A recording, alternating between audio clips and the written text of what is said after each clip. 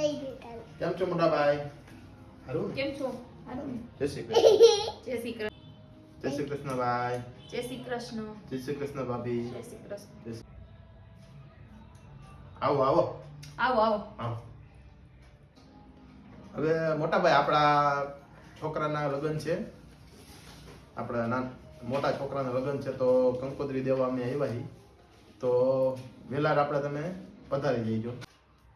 એ ભાઈ જો અમારી પાસે હે ને ટાઈમ ભાઈ હશે તો તમારા પ્રસંગમાં હાજરી દઈશું. કેમ કે અમારે એવી હે ને કેટલી મોટી ઠેકાણે હે ને એવા ફંક્શન ના કાર્ડ આવી ગયા છે અમારી પાસે.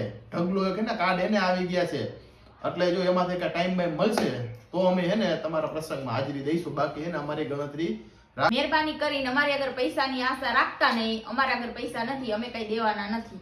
હા એવો કહે ને પૈસામાં કોઈ વધી નથી પડતા હો. હા. હા એ મોટા ભાઈ એવું ન હોય. અમે પૈસા હાટું નથી આવ્યા.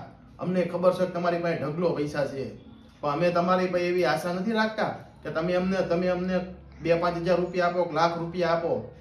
અમે તમારી પાસે પૈસા લેવા નથી આવ્યા. અમે ખાલી તમને આમંત્રણ દેવા જ આવ્યા છીએ કે તમે અમારા મોટા વડીલ છો, તો તમારે અમારે ઘરે હાજર રહેવું પડે. અમને ખબર છે કે તમે હવે બહુ મોટા માણસ થઈ ગયા હો. ભાભી તો તમે વડીલ કહેવાય, તમારે આવવું પડે એટલે અમે તમને કહીશી કે તમારે પેલા આવવાનું હોય. મોટા કહેવાય. અમારી તો જે ફરજ હતી ને એ અમે નિભાવી રહી છે. હવે તમારી ઈચ્છા છે, બરોબર? તે હાલો. જય શ્રી કૃષ્ણ. જય શ્રી કૃષ્ણ. જાઓ હો. જય શ્રી કૃષ્ણ. હાલો હા. જવા દ્યો. હાલો ચાલો નીકળો. હાલો.